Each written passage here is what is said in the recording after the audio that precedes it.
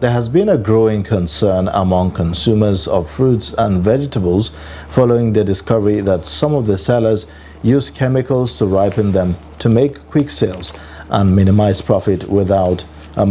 profit without minding the health implications of the dangerous act.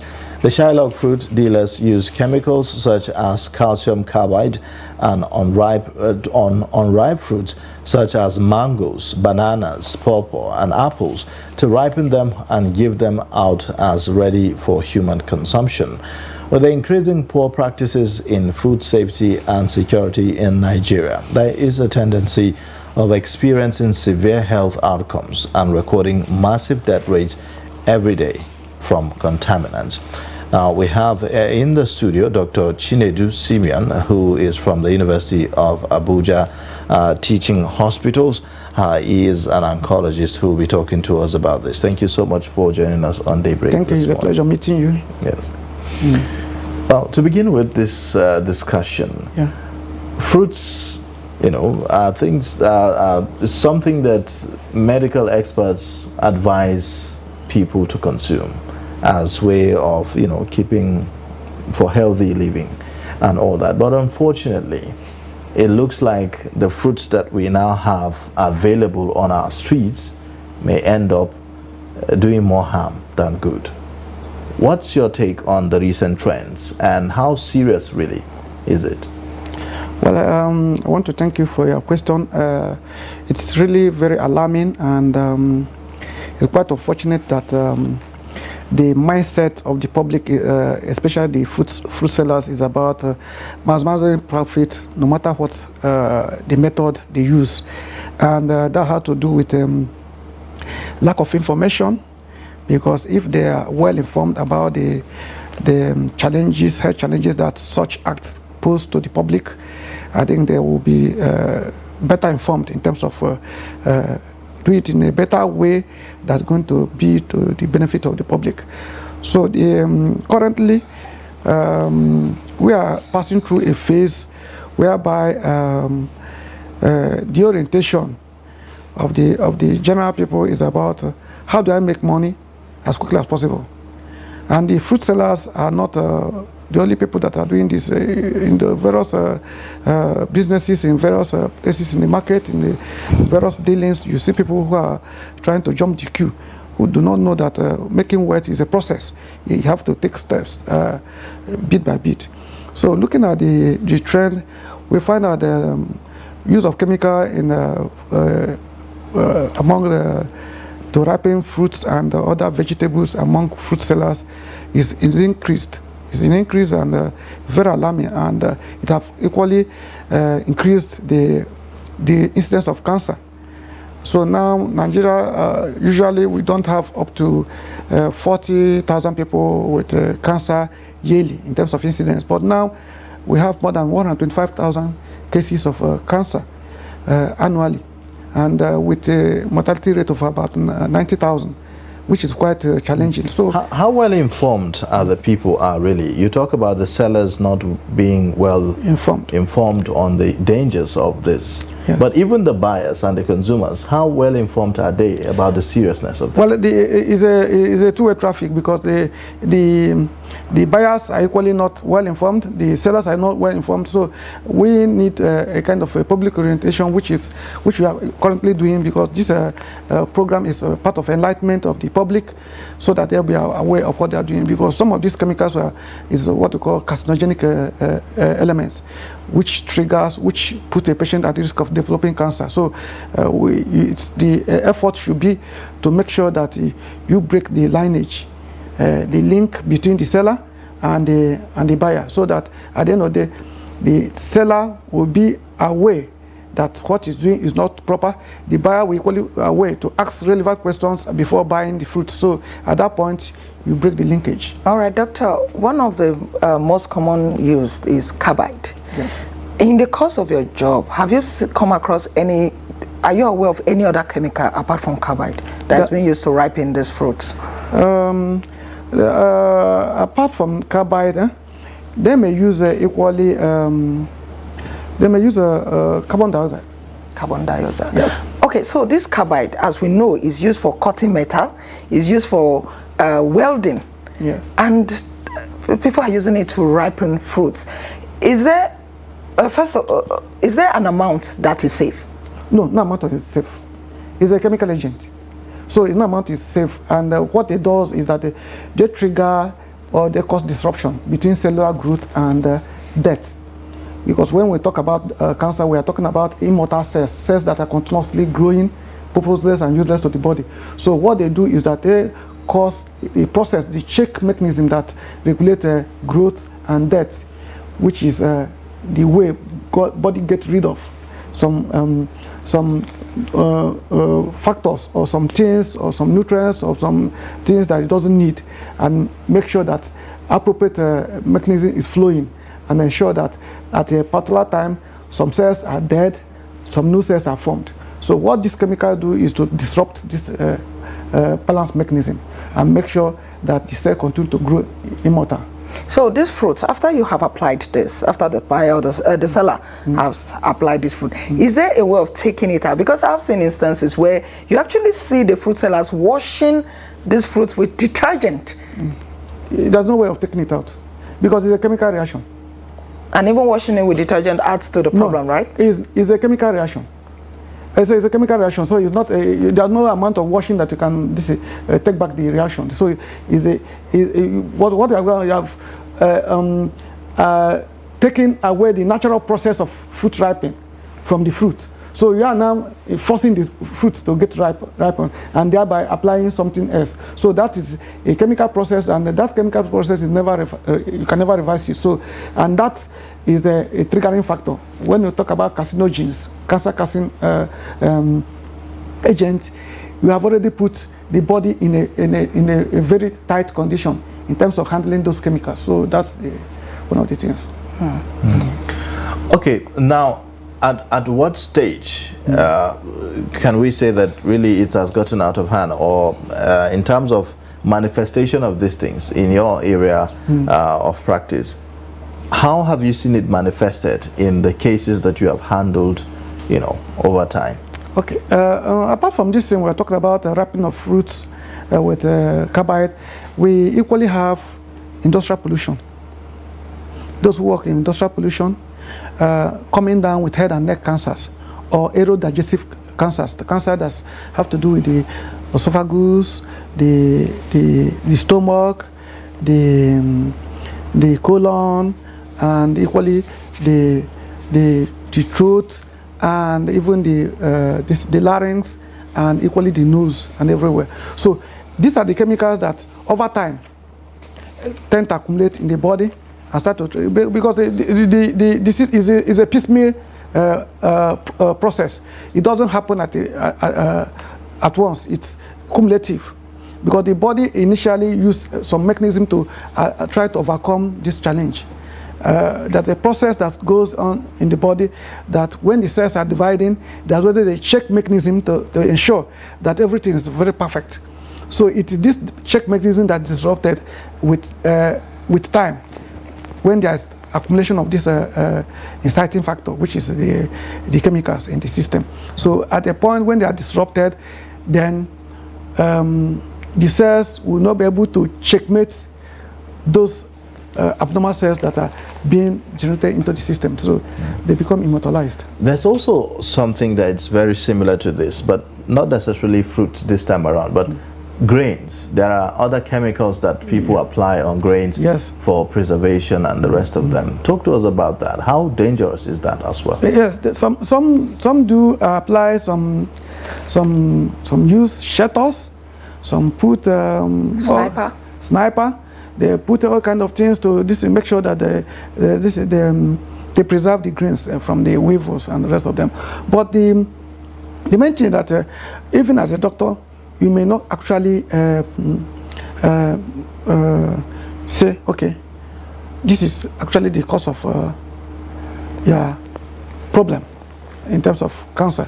But you can, from the history you are taking, you can now find out that patient has been exposed to these chemicals. So combining with other factors, then they are triggering factor that can lead to cancer. So what you're trying to do is that you make sure that in the course of the taking history from the patient, you must elicit, have you been using so things? Have you been eating fruits?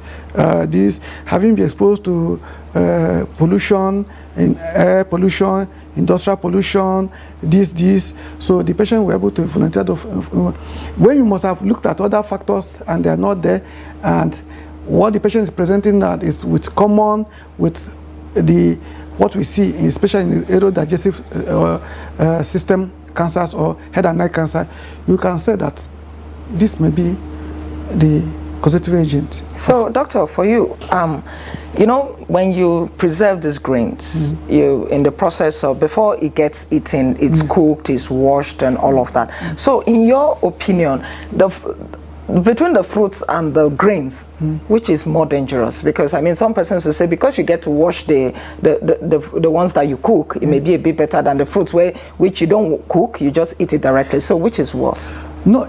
Two of them is of the same risk, because the reason is that a chemical reaction have taken place, and that chemical is the problem itself. So for the fact that you are already using a natural process to preserve your food or to wrapping your fruit, it means that you are already endangering the body.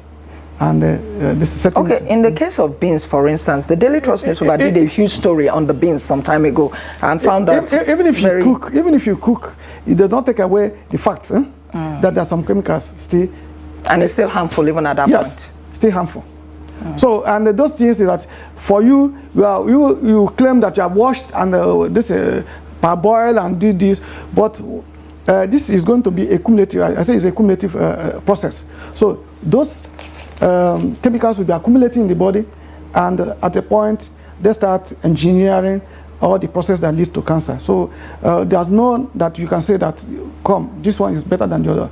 So what we should do is that, is there any preventive measure? Is there anything we can do to arrest that? Is there anything we can do to educate the masses about the effect of using chemicals to preserve some of the cereals and ripening fruits?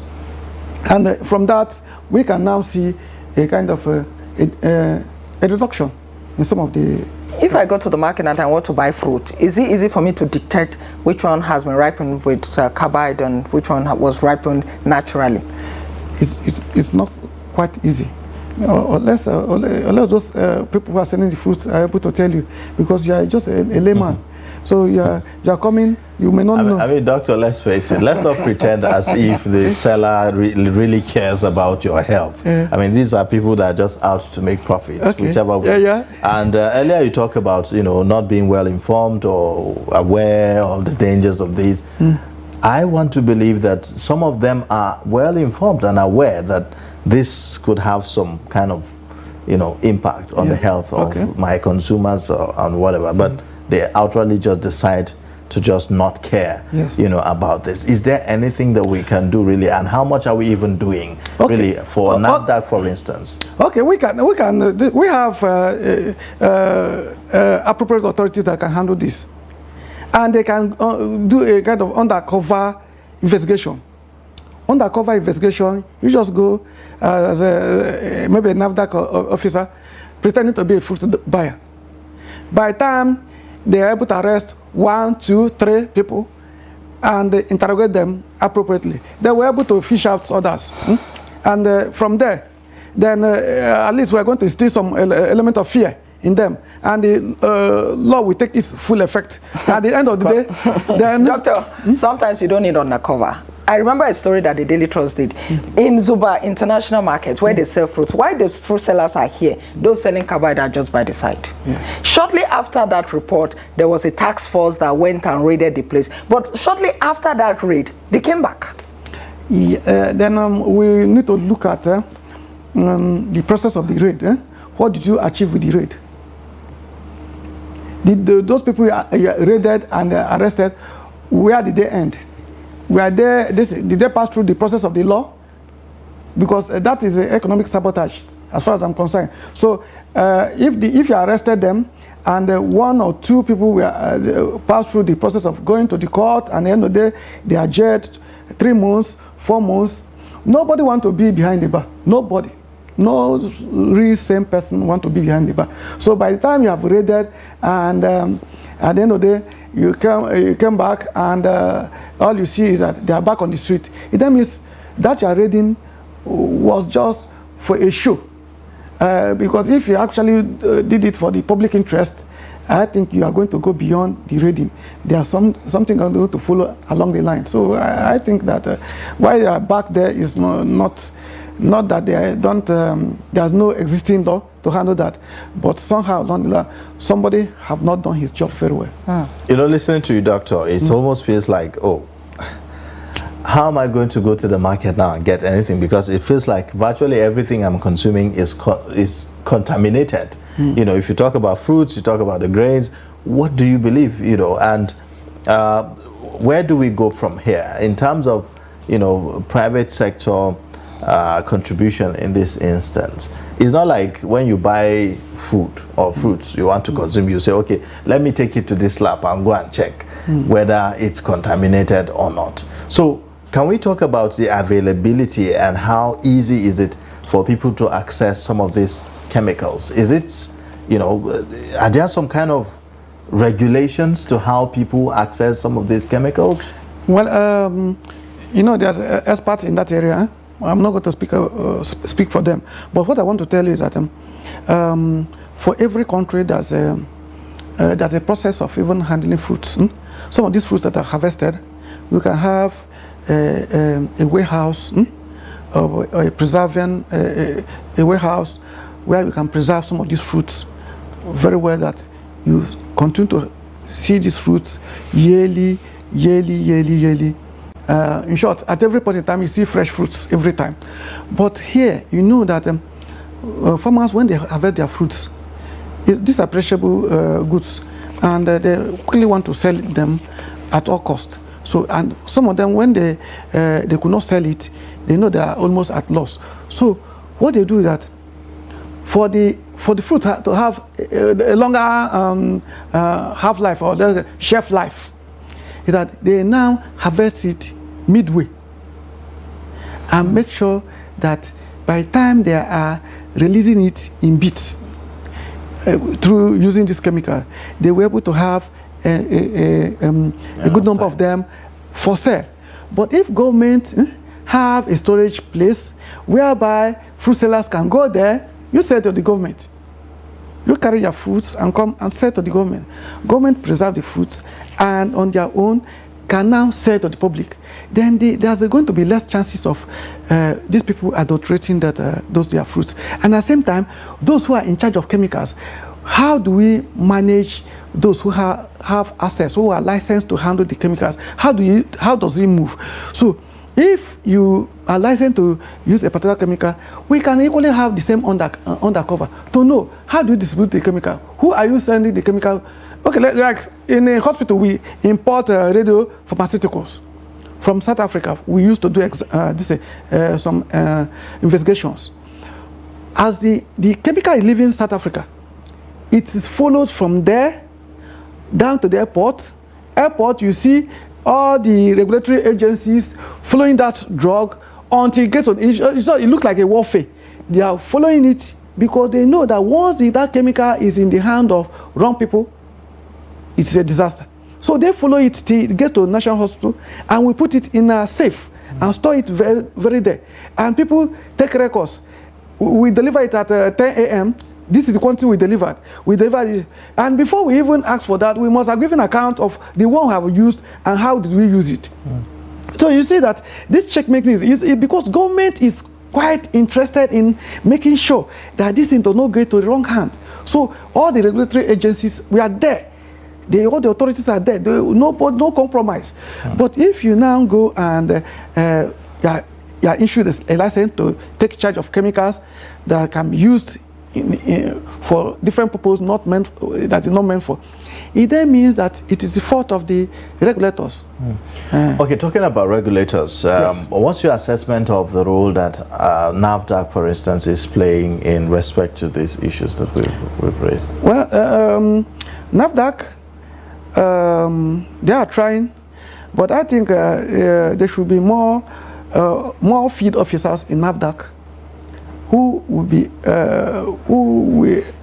be there, at least to go to some of these places, and with other sister agencies to help and start making some arrests. And you know the difficult And when thing, they make some arrests, let the culprit pass through the process of the law. And they are making this, and they are making public. It's become something public awareness. So people were arrested for selling this thing. They are already in the social trial. They are passing through this. Everybody's seeing it. And at the end of the day, I will say that it's going to be a deterrent. 1, 2, 3, 4 people arrested, going to be a deterrent, because nobody want to be behind the bar. And I don't think that, and because of that, apart from far from these arresting people, they should equally be open to radio jingles, TV. It should not be an office affair. They should be up there talking about the consequence of this, so that the seller and the buyer are fully aware. So I know that NAFDAC has warned a couple of times, but there are some people that are saying warning alone is not enough. Yes. How can NAFDAC collaborate with, for instance, SON to handle this? Yeah, Standard Organization of Nigeria. Yes, the Standard Organization of Nigeria may, for fruit sellers, it will be quite difficult for Standard Organization to control fruit seller, because this is coming from the market, from the rural areas and other places. So it can only happen. We are going to talk about standardization or some coming in fully when these people are now meant to sell to the government. In that case, government is bankrolling their losses. So at that point, they are not likely. They are sure that once they grow their crops or their fruits, they are sure of, they know their buyer. Their buyer is the government, and the government takes this into their storage facility, and from there they can now bring it out to sell. People can do a kind of retail.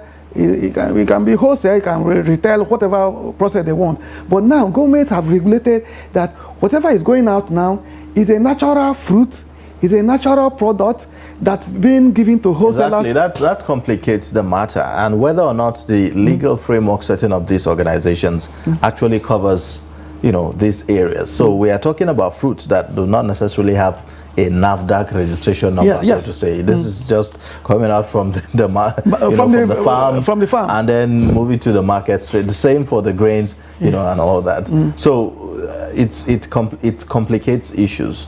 How better can they really be able to do this? Well, the people that are involved is about profit maximization.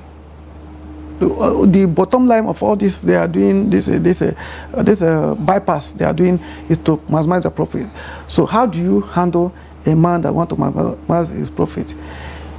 If he has already market, which government is the highest buyer or highest dealer of such, he has already market, then he comes, he's sure that once he has his or her product that is going to sell to the appropriate authority, then at that point, when you have established such connection, and you now find people who are now still continue with that act, well, the law will take this full course, and there's nothing, nobody can blame you.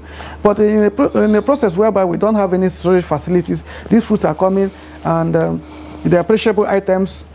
Quickly, the farmers have lost their goods because they are nowhere to sell it. Then it becomes very difficult for you to control them. But because they must have a way of making sure that they maximize their profit by selling those fruits halfway. How can extension services intervene in this area? Agri-extension? Yes. Agri-extension, their work will just be to go in and inform the farmers and talk to them about how to preserve their fruits and how to the harm about this. But at the same time, everything is going to end at a talking level. But we're talking about doing something concrete, because where the fruits are supposed to be stored is very crucial, very important. very, very important was because once you have a storage facility, it enables you to regulate what's coming in and what's going out. Doctor, you keep talking about storage facility, but some of these farmers, they get it when it's not yet ripe, when it hasn't even matured fully, and then they now do this fast ripening. So it's not even as if it's ready, because it's when it's ready you now talk about storage, right? But this is not even ready. Yes, it's not ready. They know that when they get when they wait for the fruits to get ripened, and they take it to the market, and there's no ready buyers to buy off the fruits. Those are pressure at times. It means they are going to lose. But when they harvest it midway, and they're releasing it in bit by bit, by ripening it, they are now sure of getting their money. So if they are sure that once they take the fruits, they get to the buyer, which is the government, and government buys it at no loss. So what's the need of this ripening it? Because they are sure that once the fruits are there, they'll go and get. So you cannot bring the one knowing full well that government is checking you. You cannot bring the one that you have ripened with a carbide to the government. So you will be sure that you are bringing the original fruits to the government to buy. And when the government buys it, they store it in ambient temperature, conducive, preserve it the way it's supposed to be preserved, because we have food preservatives that are approved. They preserve it and give it to the wholesalers, who can now trade it and give it to retailers. The chains continue. How realistic is this really? This is what we're talking about. I was Switzerland. Switzerland. If you go there, or even Spain and Germany, if you go there, every time you see fresh fruits. Every hour, every minute you see fresh fruits. You now ask yourself, how come these fruits are fresh all the time? Even in Israel, how come these fruits are fresh all the time? Without using any carbide or any chemical? No, it's because the government have this. They're in charge. They have prepared the place. So this is a government matter. It's not like it's up for the farmers to take to. No. The their farmers, business, so they should deal with it. There's no way you're going to dissuade the farmers from. Can government buy up all the fruits? Like that's like giving government another responsibility, right? No, government is going to make money out of it. It's not a free fruit too. It's not a free something. Government is buying it up and selling the fruits at the same time. They are buying the fruits up and selling the fruits. What are sellers who refuse to go to government, who boycott the government and go straight into the market because maybe they want it done very quickly? Because you already have your ear on the ground. You have your government agencies, NAFTA and other people, the SUN and everything, and DSS and all, they are on the ground. So once you, and the other day, a program that this is where you're going to be taking, it's a function of a program, is that this is where you're going to take your fruit. You cannot sell this fruit in open market. You take it to this. So once they see you with your fruit on open market, then you're under arrest. Doctor, I've heard some persons say that it's good to consume fruits that are in season. If you consume fruits in season, I'm asking as a consumer now, if you consume fruits in season, is it possible to avoid the carbide ones? Because I mean, they are supposed to ripen naturally now, since that's the season, right? Okay. If you consume fruits in season, then when you're out of the season, what are you going to consume again? You leave that particular fruit, you focus on another one that is in season. In season. But you know that you can make that fruit to be all around the year. You cannot. You don't need to attach any season to it. There can be, because the fruit can be stored. I know that if you cook now, women cook now, you put your soup in the fridge. There's light or there's solar. That soup remains the same for months. The same taste. No change, all the meat intact, everything. You bring it out and you see. And if you have even seen some people who died in a frozen environment, maybe ice, you see that the patient the corpse is preserved. Like people are living in Eskimos, those Arctic areas. You see that the corpse is preserved because the ice preserves the body intact. So if you use the same method to preserve your fruits, We can't be talking about all this. This is something that is a man-made problem which can be solved. Is this peculiar to Nigeria? This issue of using chemicals to ripen fruits? It's peculiar to underdeveloped world. It's not for developed country, because developed country have gone beyond this. If we have more people into production of fruits, do you think this will reduce? Yes, no, there's more production. Maybe big-time farmers coming into the sector. Yeah, they're coming, but at the same time, they are going to still have that problem of storage, because some of what they are producing will be wasted, and they'll be running loss. Nobody want to run any enterprise at a loss. All right. Well, thank you so much, Dr. Chinedu Simeon. Thank you for joining us on Daybreak this morning and for sharing, this insight with us. It's quite revealing, some of the issues that you've raised here, and it's for our viewers to take caution because you are buying fruits for your health, but then at the end of the day, it may turn out to be that which will be causing more harm to your body instead. So thank you so much for joining. Thank you.